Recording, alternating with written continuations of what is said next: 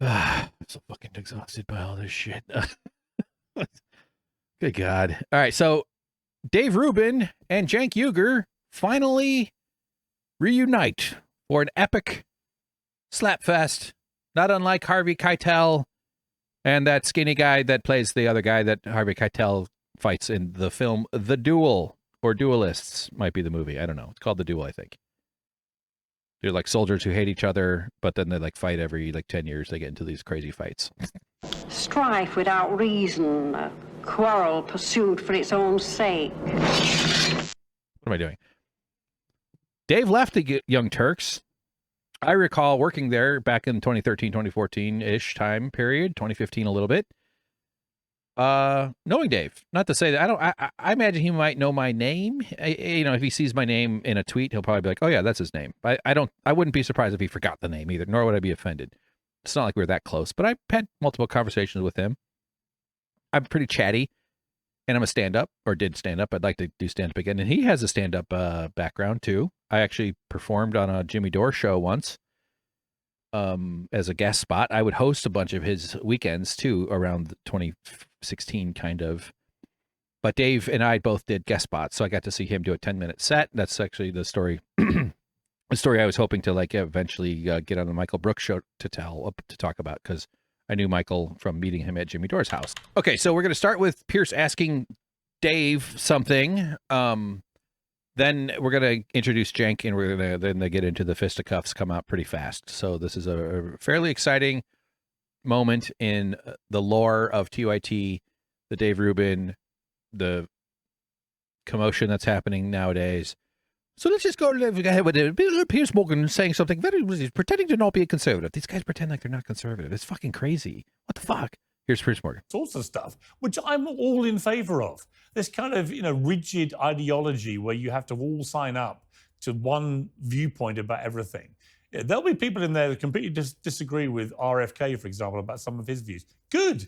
Have that debate. Of course. Have that debate. This is what democracy... Yes, RFK represents diversity. They act like RFK brings the variety of opinions, the hyper idiot scion of probably the most prominent family in American culture and royalty. Democracy is supposed to be built on.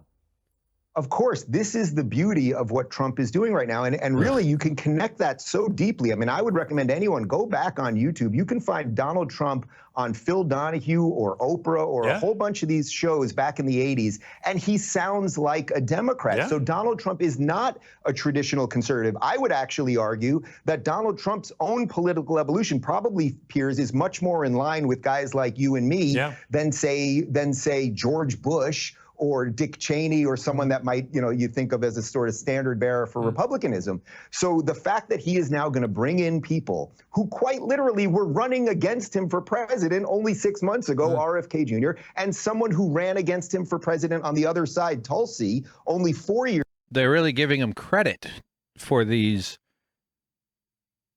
shape-shifting liars, Tulsi and RFK, these unprincipled freaks that are clearly just doing power maneuvering through this whole thing. Just give me a break. And then they point that out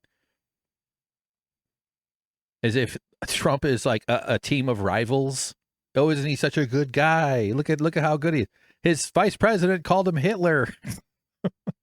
He loves when people have said something. I guess you could argue he doesn't hold the grudge that he was called Hitler, but to his ends, he prefers, or when people bend the knee and bow their heads to him and they submit, that's where that's the proof of this necromancer power, this unfortunately charismatic, crazed necromancy that's emanating from the White House.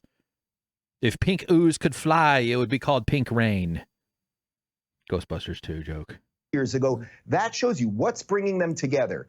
What's bringing them together is a love for America, a realization that we have been on the precipice of giving away the most precious, beautiful experiment in human history on how to free people ever. And I think Donald Trump... Yes, we would have given it away. The freedom that America embodies, the freedom to be in debt your entire life, to have your Social Security check garnish your student loan payments, as people who are in their 60s now experience. That's freedom. The freedom to pick a doctor that'll charge you thousands of dollars if you're lucky enough to even get in the door. Freedom. The freedom to work a job with no health insurance so that your wrists get all fucked up and you don't have anything to do. And now the rest of your life, you can't defend yourself. You can't get up off the ground without using your fists. I have to use my fists to get off the ground because my wrists are jacked up. If I had health care, if I had a job with health insurance, I'd have been able to maybe get my arms treated and my wrists treated before I wore them out by holding vibrating tools for another 3 or 4 months. We're free. America is the greatest place where the freedom goes. Shut the fuck up, Dave Rubin. Trump actually now sees that. I also think that post-assassination attempt, I think he has a renewed fervor and sort of realization of what his role in life is. And that's the opportunity that, again, not to make this about Anna specifically, but anyone that's going through a wake-up. We know so many people have woken up. I mean, look, for me, I think it was 2016, I did that Why I Left the Left video for PragerU. You want everyone to get there the day you do, but you have to be gracious when people come around one way or another. Yeah. Well, let's bring in my other panel members. They're thrilled to have Anna heading their direction. Now, Anna might take issue. She, has a history with Dave Rubin. They've had some crosswords over their years. She was recently asked by Piers Morgan, who played a video, I don't have it ready to play, of her past comments about Dave Rubin's shift to the right, and then comparing it to where she is currently, where she said, "I'm still mostly very left, and I still work at the same company, and but maybe Dave Rubin was right," she said. But these guys certainly seem to perceive what she's doing is heading towards them. She's definitely been love bombed, meaning like the right wing commenters and viewers, including like there's various audiences here. There's like other shows, there's other hosts, there's different prominences within that one. But then there's also the audiences too, all reacting very positively to, or expressing surprise that they're suddenly agreeing with Cenk like they never thought they would, or they're agreeing with Anna like they never thought they would. Welcome to our side. Welcome to our side. It's not just people from the left looking at this and saying, look at her going right, because there's a lot of people making commentary about it. So many, and I wish I often think to note different people's comments and stuff, and I do occasionally, but I don't ever get it fully comprehensively. And so, I don't know, I kind of want to do that for the podcast. But the right wing, including the biggest example of it, whose name is not commensurate, whose name means moving to pull a Rubin means to abandon your principles, or at least ostensibly. Maybe it wasn't much of an abandonment. Maybe he felt at the TYT that he was putting on airs more at the Young Turks trying to conform than afterwards, perhaps, or than when he moved towards this disposition, towards this thing.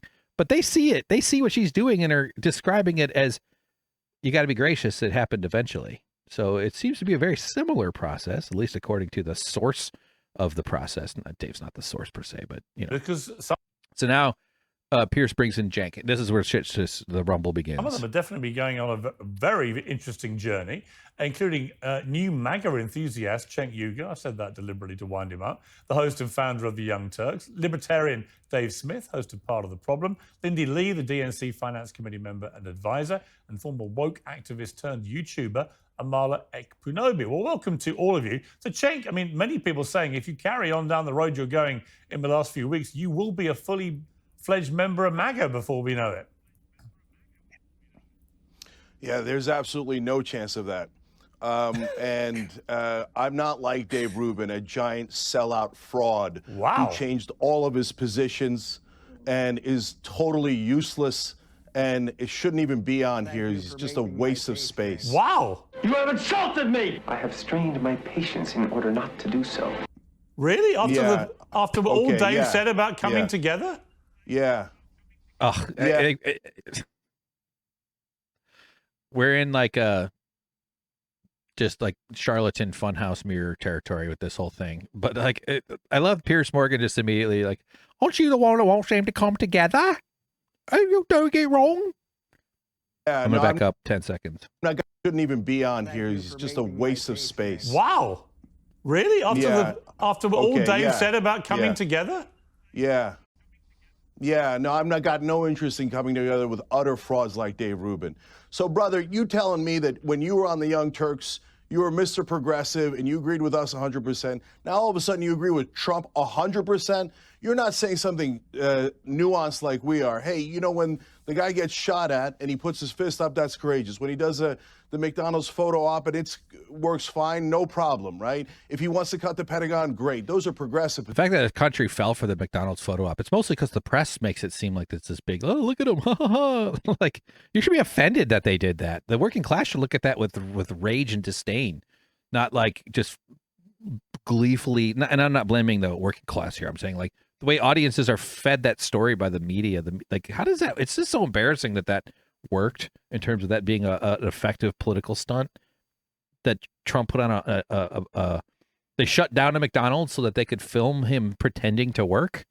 You should be enraged that some guy does that to mock you, basically, to insult you. Nevertheless, this is very interesting to watch Cenk confront Dave Rubin for lies he told. I do remember, and this is not inside stuff, this has been talked about publicly, but like one of the things that first kind of sent Dave on his way out the door at the Young Turks was they were arguing about, I think it was about Israel blowing up a hospital or somewhere and using human shields and killing people who were in the hospital. And is it okay to blow up? It could have been a school, and forgive me if I don't know the details, but it was some disagreement about murdering civilians who are in either a school or a hospital in the Palestinian area. And Dave was kind of like, they sniffed out that he didn't mind that they killed people in the school or the hospital or something like that. So don't know fully. And I remember everybody being kind of aghast at this, like, wait a minute, you're supposed to be, we're not supposed to, we don't do that. We're not, that's a, and it seemed like that was a highlight, not a highlight, but an early moment of pivot where it's like, oh, maybe there's something underneath here that's going to be, an issue. And then he was gone within a few months. I don't think it means like TYT fired him in that. I just mean like that was around the time where he was on his way out. I never really understood why they're all into Dave Rubin. He looks fine. I mean, as far as like visuals, as far as a host, he's somewhat capable in terms of enunciating words. I think I said in the letter hack, but he's kind of like a capable petting zoo guide, you know. Well, we're gonna go over look at the llamas. Oh, okay, all right, everybody, take a look at that. That's great. Okay, now we're gonna go look at a drawing of a hippo. Anybody like to touch the drawing of the hippo? Yep. Their poop weighs 6 pounds. Now here, everybody hold this bag of dirt that weighs 6 pounds. That's hippo poop. That actually sounds like a really fun petting zoo, honestly. I got a great new business idea. Let's keep going. Positions, anti-corruption, progressive position, anti-war, progressive position. But you change all of your ideology overnight and you expect us to believe that that's real? I don't think it's real at all. And I want an apology from you for all the crazy, outrageous lies. Cenk wants an apology for someone lying? But I demand an apology. What? Do we do that? Is that a thing? Are people allowed to demand an apology for a lie? See, I'm not demanding an apology. My movie's not called Apologize, Cenk. It's called Tell the Truth, Cenk. I don't think he's capable of a sincere apology. I don't think he has the character to do that. If he did, he wouldn't have covered up the story. He wouldn't have done all these years of pretending it's not true. He wouldn't still be lying about it. He's still lying about being a union buster. He is not. He should try to apologize. If this ever does reach the point where he has to face up, face the music and tell his audience the truth, it should include an apology. I'll be fascinated and I'll be interested in reacting to it. I'll try to do that on camera to get my genuine reaction or my initial reaction. But I don't believe he's capable of a sincere apology. I think he should still do one. That's part of the damage control that he's going to have to do. But there's no way that that it would come off sincere, in my opinion. Only actions could effectuate anything close to an apology, and that would take years of something. And I don't even know what actions that would mean. But he could tell the truth. He could retract. You can retract, and that doesn't necessarily require his sincerity. It just means that he has to acknowledge that a story that was not true was told, and that there's actually a different version of the story that should have been told. It's pretty straightforward journalistic basics. It's my only demand. Are there other things I could come up with that if someone would ask me, what do you want Cenk to do in this situation? Sure, I could probably. But my one demand is in the title. Tell the truth, Cenk. Tell the fucking truth. I didn't name it that. That would have been better. That you told about the Young Turks. When is that going to happen, huh? Wow. And when are you going to admit that you changed all your positions for money? Okay, well, what position do you still have that's in Cenk, any you way need a an so-called awfully- classic liberal? You fraud. Dave?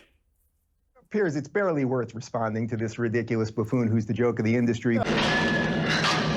But I will say this, Cenk, you haven't. The joke of the industry is a nice dig.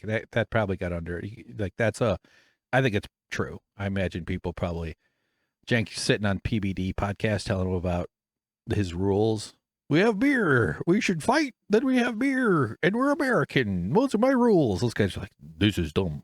Fuck this guy. We have some PBD show. I'll skip. I think I'm gonna skip that one today. Yeah, we'll save that one for later. 10 years. Even right when you're thinking you're a total fraud. I don't think he's a fraud or a joke. I think Dave Rubin is, for what it's worth, I think Dave Rubin is one of the most influential and significant voices out there right now. And I actually think Dave Rubin is very good at tennis. Have you seen him toss the ball? The fuzzy green ball? Much like my balls. All British men have green ball. Why did I decide to like piss off all of Britain? I often get British listeners, by the way. Y'all are great. I hope you're not too chuffed at me about that.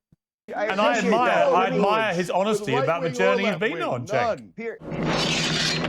Piers, I appreciate that, but you know the thing is, what Cenk just proved is exactly what everyone in America, and I would say all over the world, is getting over. Nobody wants what he just offered up there. Not only does no one believe it, and he had it prepackaged and ready to go, and it's complete drivel. Yes, I sold out. It's just it's so nonsensical. Again, Cenk, I'll gladly send you a signed copy of the book, and you can read all of my thoughts. And if you're anti-corruption and you're anti-war, you should be on the Trump train. Do you think Cenk would be upset it wasn't signed? They said it would be signed. So Dave Rubin seems to think that Trump is anti-war. That's not at all. He tried to start a war with Iran. He escalated all kinds of military spending. Guy's not anti-war whatsoever. This is ridiculous. He's just about to take over the genocide from the Democrats, who are also not anti-war. They're pro-genocide. They all belong in prison for the murders of all those people. But unfortunately, we're not going to get that. But this notion that Trump is bringing us anti-war is absurd, completely absurd. Why? That's one of those that just like, you guys got to. I mean, clearly they don't respect their audiences talking like that. That he's the anti-war candidate because he didn't invade Iraq, because he didn't launch a huge war like George Bush. But your endless hatred, the division that you sow, calling everyone racist and white supremacists, all of that stuff, it's why you're not respected. But I don't mean to get into the personal side of that. I'm talking about now something that culturally has shifted, and everyone can see the grift that you're up to, trying to sort of dance with the thing. But it's just not necessary, and I don't think that many people will buy it. Well, Cenk, let me put to you, Cenk. So Rubin is skeptical that Cenk's grift is going to work. Now, Cenk would argue he's not doing a grift. He's a principled man who lives his principles. Laura, hang on, Cenk. Cenk, hang on. I'm gonna read you something just to see your reaction. But Laura Loomer called you out on X, as you know, and she said this: "You are the voice of a generation, Laura Loomer, who picked up the mantle of Walter Cronkite." I almost said Harvey Keitel. Then I almost said Walter Keitel too. Radical left, Cenk Uygur. You're a con artist and an opportunistic grifter who's gotten rich off demonizing President Trump, calling his supporters fascists and Nazis, promoting open borders, glorifying Hamas, and pushing conspiracy theories about Trump for 9 years. If you want forgiveness, get on your filthy knees and pray to Allah, because you aren't welcome on the right and you aren't ever going to find a redemption arc no matter how hard you pander. And she goes on and on. I'm going to keep calling you out every time you try to move an inch closer to many on the right, because you're too dense and too dumb, because they're too dense and too dumb to decode your subversion, but I'm not. So look, there are lots of people on the right who think that you're on some great move here to, as she puts it, wiggle your way into the middle and over to the right, so you can then poison MAGA with your, as she puts it, subhuman political takes. Your thoughts? Yeah. Okay. What was he going to agree? Yeah, I'm trying to poison MAGA with my subhuman. Clearly Cenk's not going to like the characterization Laura Loomer had for his a shifting political positioning. So look, this is people like Laura Loomer and Dave Rubin are the exact problem. And I think actually somebody else on this panel was part of the solution. That's Dave Smith. And I want to come back to that in a second. So when you have people like Dave Rubin switch all of their positions, what happens is when you go to do nuance and you say, hey guys, hold on, let me explain. Hold on. Yeah. He's quiet, but he's saying, which position did I talk about that you don't think I hold? He's asking him to name a specific position. Yeah, hey, go pleasure Trump again. Go pleasure Trump again. Keep away from him. Keep ahead of him. Do you know that he goes from Bernie to Trump and pretends? Come on, brother. Come on, brother. I tell people what I believe in. What do you believe in? You believed in something yesterday. You don't believe in anything today. Yeah, what position? What position do you think I hold that I don't honestly believe? Can I answer the question? Yeah. Can I answer the question? Can I answer Trump? Yeah, what position do I say that I believe that I don't really believe? Go ahead. Brother, you went on Fox News with Tucker Carlson. You went on Tucker Carlson on Fox News and said gay people, that the fact that the fire department was recruiting gay people was why there was forest fires. You're a national embarrassment, okay? Right. You pleasure those guys for a living. Piers, you can pull up the clip tomorrow if you want. Okay? I was talking about diversity, equity, and inclusion, that you shouldn't hire people answer Piers's based on their... Pull up the clip. Get the clip ready. I'm yelling at my assistant over there in the corner, over there on against the intern wall, closer to the wall. I said, it's the intern wall. No, that's the paid intern wall. Get over to that other wall. You want more exposure? You stand next to that wall. Pull up the clip of Dave Rubin on Tucker Carlson talking about firefighters. Genitals or their sexual orientation, and we now all know that. You have been one of the prime pushers of all of this neo-racism. I believe in meritocracy. Oh, sure. Meritocracy, yeah. Yep, that's a real thing. That whether you're going to be a doctor or a firefighter or a basketball player or anything else, you should be hired on your qualifications, not your genitals or sexual orientation or skin color. Yeah. That's actually America. Only reason I ever got picked for basketball is because I had my penis out. Okay? Trust me, it works. So you can keep trying here. Yeah, Cenk, finish your point, and then I'll go to Dave Smith. Listen, yes. When this country desperately needs to unite against the establishment on things we all agree on. So things like all the populists hate corruption. All the populists hate war. By the way, Dave doesn't. Dave will... The word progressive doesn't really apply anymore to Cenk. I think he could probably argue that if he wanted, but he's clearly shifting away from that framing of his politics towards something that potentially includes right-wingers. The concept of populism is one of those sort of fungible notions that often can mean something okay. Thomas Frank wrote a book about the prairie populists, which are essentially this sort of leftist upstart. I don't know if they would have characterized themselves, but they did a lot of common sense stuff. They developed a party. They ran for office, I think in Kansas. It was like a late 1800s or something. I'm sure I'm getting the details wrong, but Thomas Frank is an excellent source for knowledge about what would be a lefty populist. They were looking for fairness and dignity, and they won a lot. They actually scared a lot of capitalists. They scared the business community. They scared the government because America is fundamentally a right-wing, institutionalized capitalist nation. And so the prairie populists are a fascinating chapter in that story.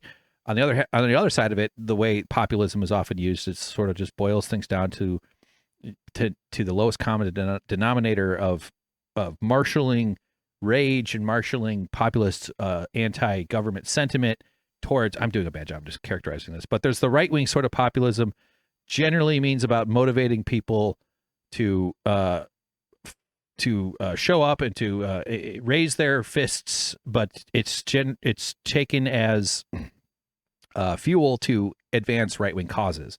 It's usually not about protecting those people ultimately at all. They speak to a person's what we call populist impulses, but the end result of that is always consolidating power, making the world more friendly to business interests, which is to say a worse place for humans to live. So Cenk is sort of trying to find it, because it sounds kind of bland. Like, yeah, who wouldn't be populist? He calls himself an economic populist. Like the phrase has really been added to the zeitgeist, if that's even how you're supposed to talk.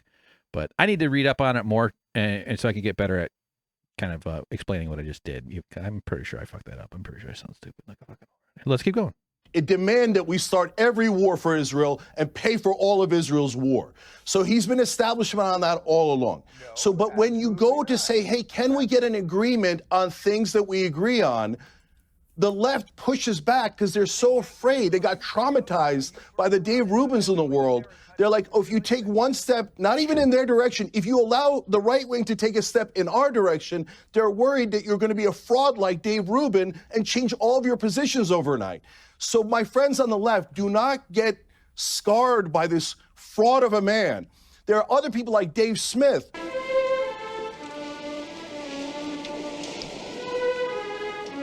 Well, let me bring in Dave Smith. Libertarian. All right. We disagree on other issues. Let me bring in Dave Smith. But we can actually unite on the things that we care about. You were the one I always wanted. Let me bring in Dave Smith. In order to unite, you got to get past the frauds like Dave Rubin. All right. Dave Smith. Smith's the only real podcaster. Headphones and a microphone. Ugly background. He's the only guy who's actually showing some fucking respect to this panel. Let's jump ahead to 2722. This is where they get into it again. I want to see this time code here. Dave and Cenk, we'll go back 20 seconds there. Let's see. And it comes back up. Kind of horribly. The ancient blood feud rises once again. It has now been a millennia since whence. A millennia. The world has gone through several changes. The duelist demands satisfaction. Honor for him is an appetite. But the blood anger still boils in the deepest, darkest parts of the earth. An obsession to kill. No apology is accepted. 2 Morlocks rise. 2 warriors commence battle. Only death will satisfy honor. Again, in the slightly later in the same interview. Misogynistic and disgusting manner. What does that tell you about where we are? Sure. Well, I would say, Piers, we have a living, breathing example of that happening on this panel right now, which is that what she just illustrated there is a bunch of attacks on her character and her behavior and saying awful things, and you can describe them as misogynistic and all those things. Look at everything that Cenk just said to me. These are just attacks, not on my beliefs, but on my character, which again, he couldn't illustrate one thing that I say that I don't believe. I came out, I woke up very early to the excesses of the left. I like that their whole thing is they hate woke, but he keeps using the word, Anna woke up, Anna's waking up, I woke up. Like, oh man, what they've done to that word is just, and it's not gonna go away because it's such a good word in terms of just pure phonetics. It's a simple, easy word. It ends with a K sound, and it seems to accomplish whatever it is they're trying to accomplish when they use it. But but that's not how he means it, how he woke up. What we now know as wokeness. I came out against identity politics, and I wanted to return America to what it was founded on, which was individual liberty and judging everyone by the content of their character, not the color of their skin. And then they have the temerity to co-opt Martin Luther King's words with that phrase he just said. A socialist, anti-capitalist activist who they murdered, who was killed while he was supporting a strike action to support workers. The progressive movement is wildly attached to something that brings everyone back to ancient hatred. So when you leave the left, as both of the ladies just pointed out, you will get unending hatred, usually having nothing to do with what you believe or you say. And again, I would just have anyone rewind the video and listen to the nonsense that Cenk said about me to prove that it still exists. Well, Cenk, I mean, you did launch a very aggressive ad hominem attack on Dave Rubin off the top. Yes. Which was your decision to do that. But in relation to his specific question, Cenk, can you say one thing that Dave Rubin believes in today that you don't think he believes? Donald Trump has YMCA. Isn't there a firefighter in there? There's a cop and an Indian. I'm not sure. Good joke, Dave. Hold on. Way to go, hold on. Dumbass. Hold on. Look, there's a couple of super important things to say here. First of all, in answering your question, look, Dave doesn't believe in any of the positions he believed in. Before he thought he believed in affirmative action, he believed in this. Okay, affirmative action. And now he says it's the worst thing in the world. Affirmative action. I evolved. I used to believe in identity politics because I was so a you progressive changed. like You asked me to say. Cenk is against affirmative action. He says it makes it so that when people of color succeed in these institutions, they people could point it out that they only got in because of that, and that only got in because of affirmative action, and therefore it takes away their accomplishments. And I saw a stat the other day that there was a comment on some show, but it was enrollment in these institutions for people of color is down like 50% plus. It's just reverting to the white supremacist defaults that America is known for. So I think there's a fair case to be made for a world where affirmative action isn't necessary or something like that. I'm not saying I have all the nuances completely worked out, but Cenk is explicitly against affirmative action. Not that he should necessarily evolve about that. Apparently Dave Rubin is evolved towards Cenk's positioning on this. Why can't he asked me change? to name something you changed on? I named it. You're telling me I don't believe what I'm saying right now. You're calling me a sellout. Prepare to advance. Did you believe the Russian propaganda you were paid for? Oh, you are an utter Did you believe the buffoon. Russian propaganda you were paid for? I was not paid, Cenk. I was not paid You were for paid $100,000 a video. Oh my God, you clown! I would recommend anyone look into that to find out a bit more on that. That's through the Tenet Media stuff. Lauren Chen, I think, is a person involved. Do your own Googling. I didn't. This whole time, it's not like I can pay attention to every single thing, and to the degree that I can spit it back into the microphone. But I'm pretty confident Dave took some money that was probably of that origin. There's a whole lot of money on the right. There's so much money flowing into these media spaces on the right. Cenk, how much the when you FBI's took looking $1 million into it. from Jeffrey Katzenberg? What did that do for you? And did I change my positions at all? Not 1%. Not 1%. Okay, can I just address the core of the problem, Piers? What position do you think I hold that I cannot explain my beliefs on? Jeffrey Katzenberg is in favor of... Okay, Jeffrey Katzenberg is a good guy, but he's in favor of Hillary Clinton, Joe Biden, and Kamala Harris. I was against all three. What part of that is unclear? I mean, it wasn't against. Not this. We would have been against them in the primary. It's not. It's just oversimplistic for him to say like he is against. He wanted them to win. I'm not. But I also don't want to say like if you wanted Kamala to win that you were a huge supporter of Kamala. I also think that that's an unfair characterization. There's nuance to the way we are only allowed to choose between these two dominant capitalist parties. But like, I feel like him saying that though does a little bit try to say like I wasn't for them ever. I mean, maybe I'm not being fair with that. Let's back up 10 seconds. So favor of... Okay, Jeffrey Katzenberg is a good guy, but he's in favor of Hillary Clinton, Joe Biden, and Kamala Harris. I was against all three. What part of that is unclear? So, like, if you don't know anything about Cenk's background, him saying he was against all three makes it seem like he was never supportive of them at all in any way. Like I said, there's nuance to whether you say we want Biden because he's not Donald Trump, or we want Kamala because she's not Donald Trump. There's all kinds of, again, there's nuance to that, but and these types of situations are difficult as far as getting your choosing to say the right thing succinctly with clarity. I certainly struggle with that. We're like 5 hours into a 19-hour podcast. Look, Piers, there's three but hang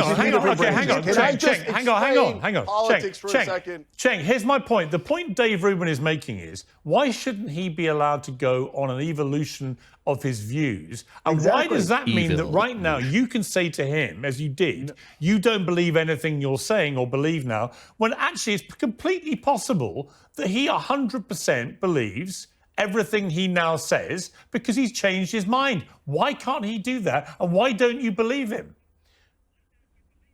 I think that the left is scarred by people like Dave Rubin, who had a complete change. For example, Tulsi... Yes, I actually do have a scar on my arm, and it's Dave Rubin's face, which is weird. I don't know how it happened. Must have been because I got scarred by Dave Rubin. What the fuck? Gabbard goes from total progressive to total right-winger. On the other hand, RFK Jr. didn't go to a total right-winger. He still believes the things that he believes about the environment, about housing, about... I'm not a church boy. Cenk never seems to bring that up, where he essentially admitted that the question was about his sexual had he sexually assaulted somebody, and his answer was, "I'm not a church boy." Should that be disqualifying, Cenk, for the hiking trips you go on with him?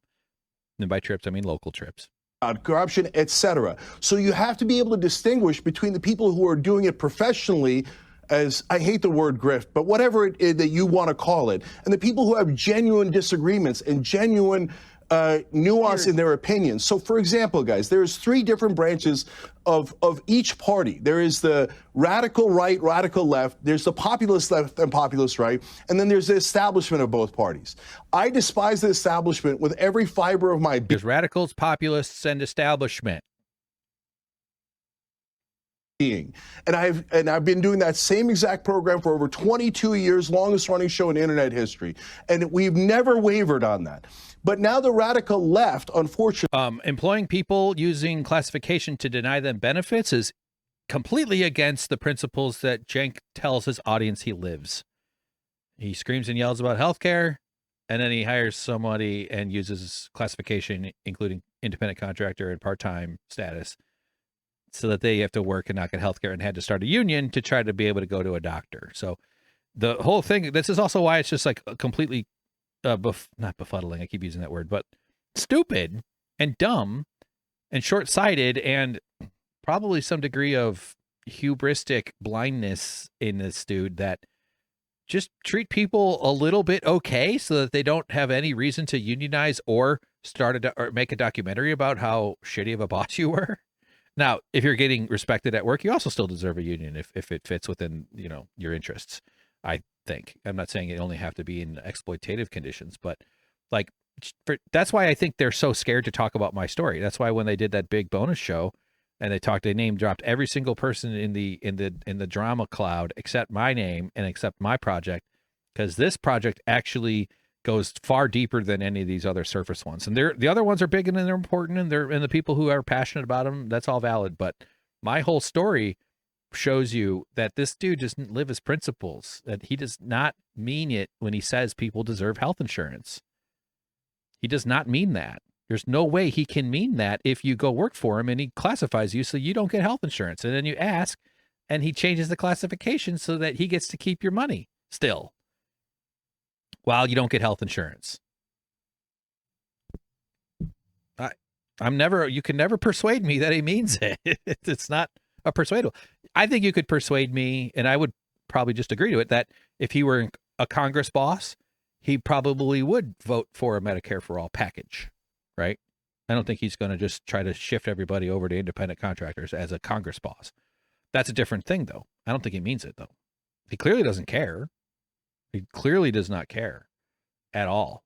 It'd be nice if he somehow came forward and pretended like he did. Again, I don't think he's capable of a sincere apology. Let's keep going. I'm getting distracted. Is doing what you're worried about, Piers. That the minute that they see anything where you say, I agree with the right, when they agree with us on something like anti-war, they go, oh my God, hold on, let me finish the thought. Let me finish the thought. And what people then say is, oh no, he's going to pull a Dave Rubin, because these guys get paid to go fully right-wing, and then they'll throw their own people under the bus.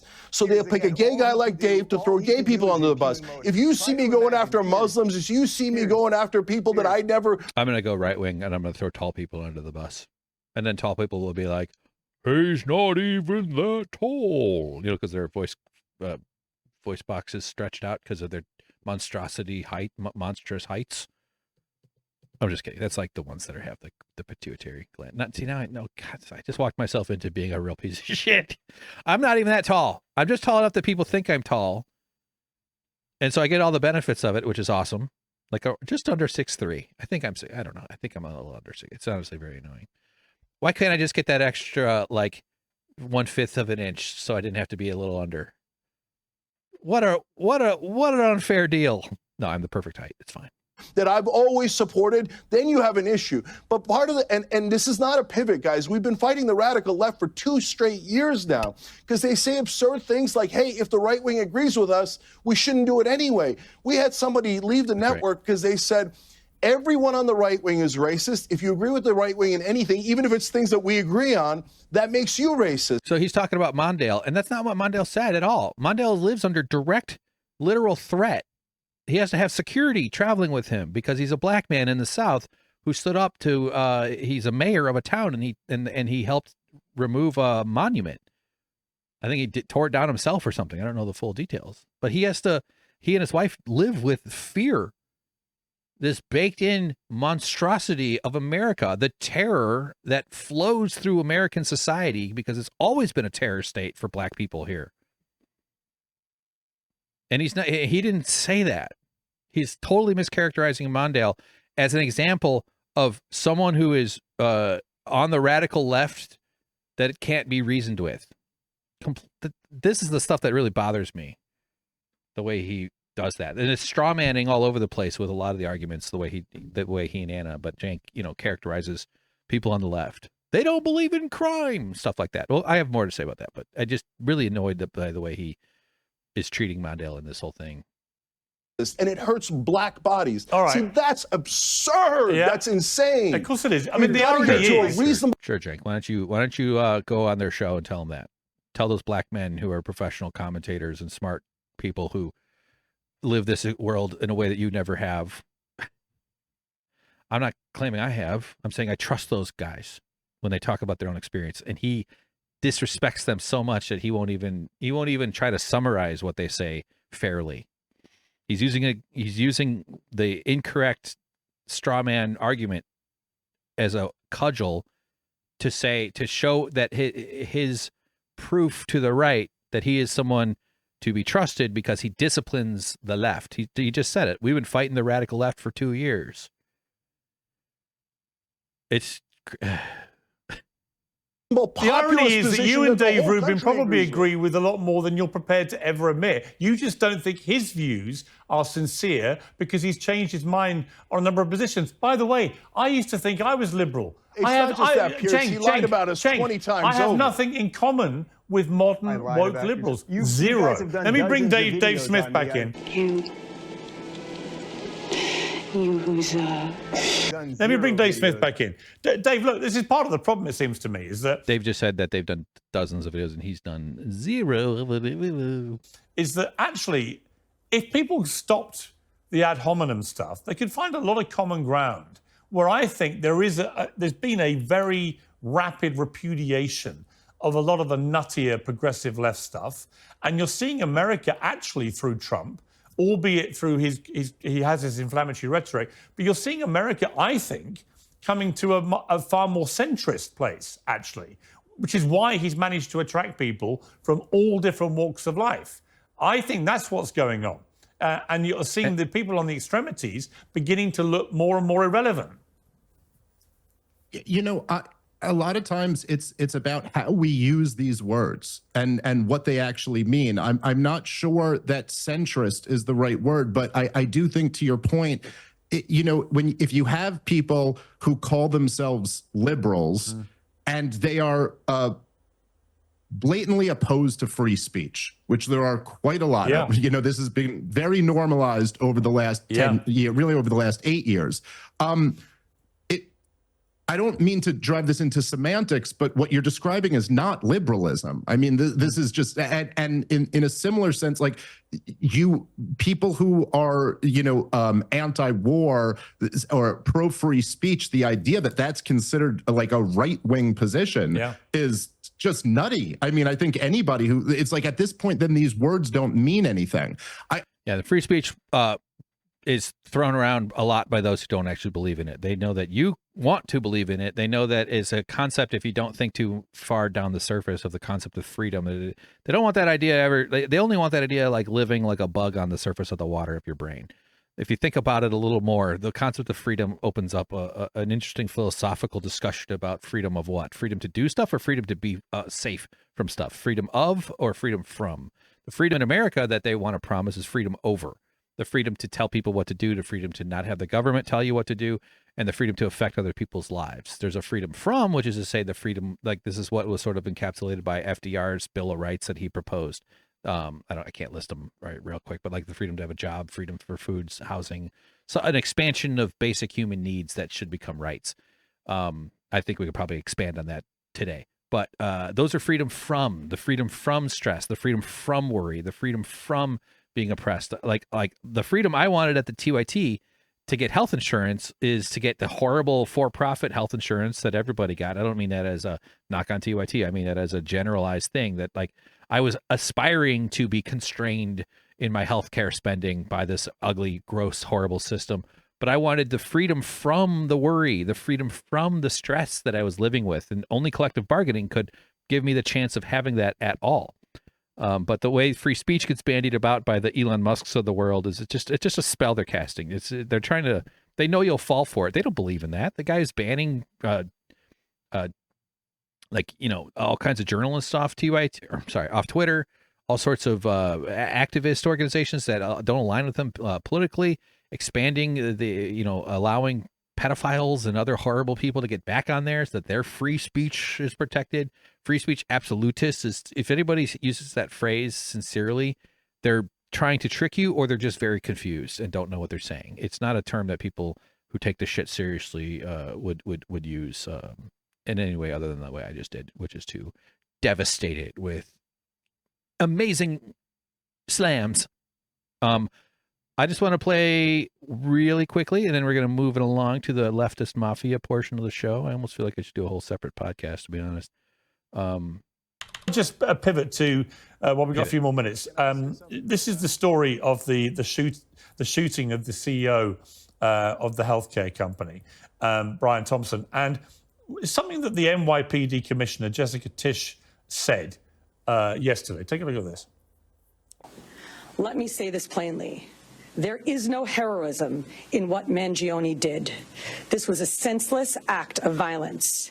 It was a cold and calculated crime that stole a life and put New Yorkers at risk. We don't celebrate murders, and we don't lionize the killing. Does the health insurance companies put people at risk? They kill people every day by denying through meetings, through paperwork. Why is that risk not ever accounted for? Of anyone. Cenk, a report came out that said a huge number of young people in America were actually fully on board with this hot assassin and approved of what he'd done. To which I replied on X, effing morons, which is what I believe they are. Effing morons. What does it come to in society?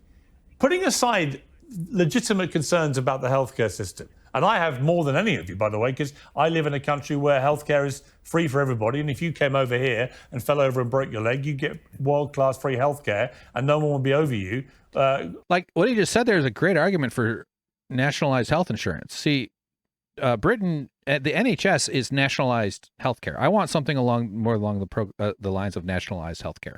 I don't want it to be an industry that has any profit motive whatsoever. I think it should be a huge percentage of the economy.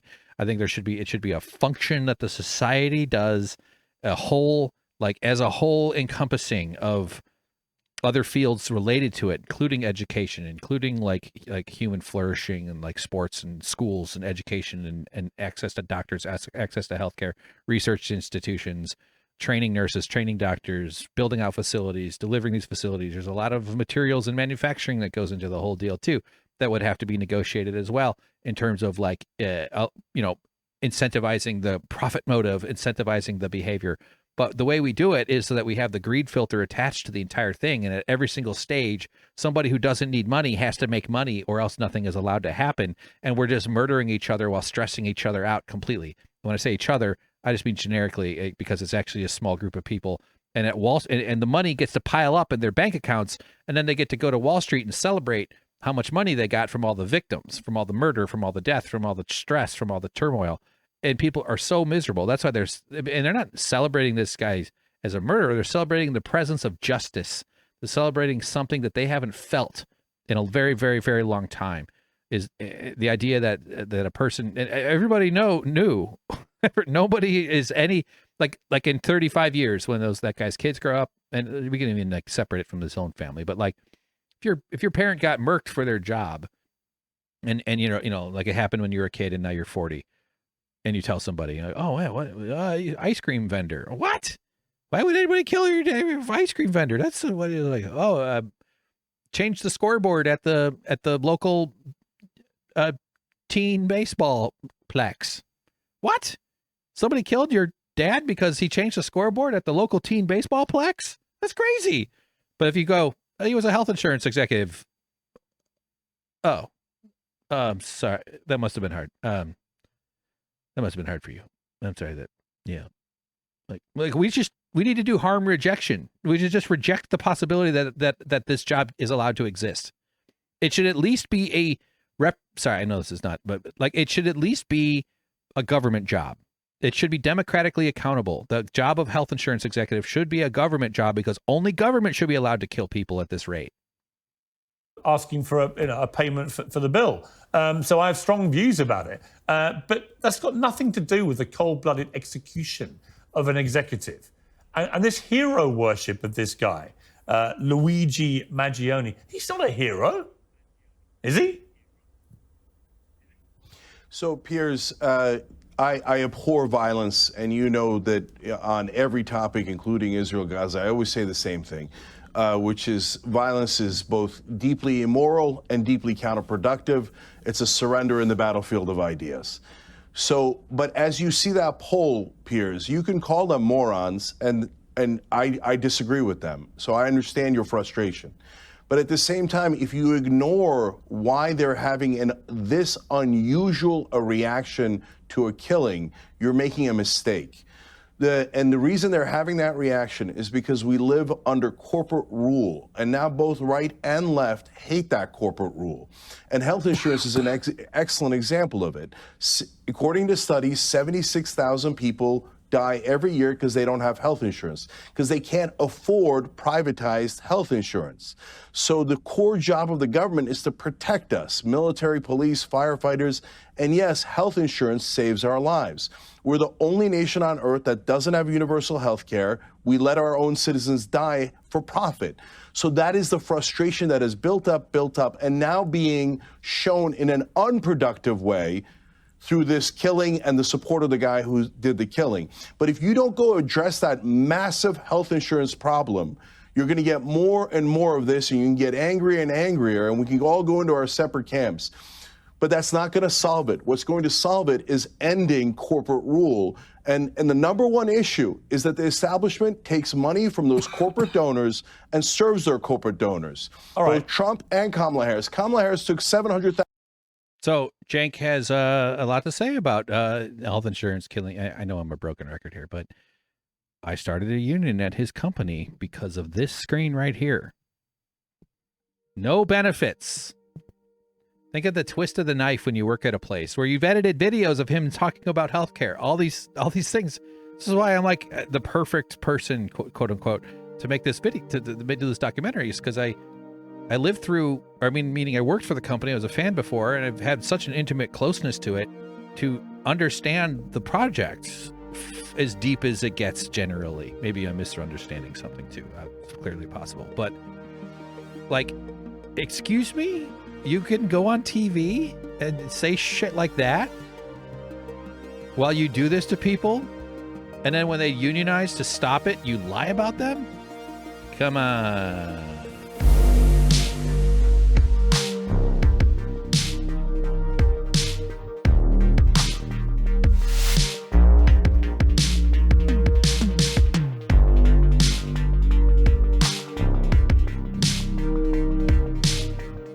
Nobody understands why you fight with Armand.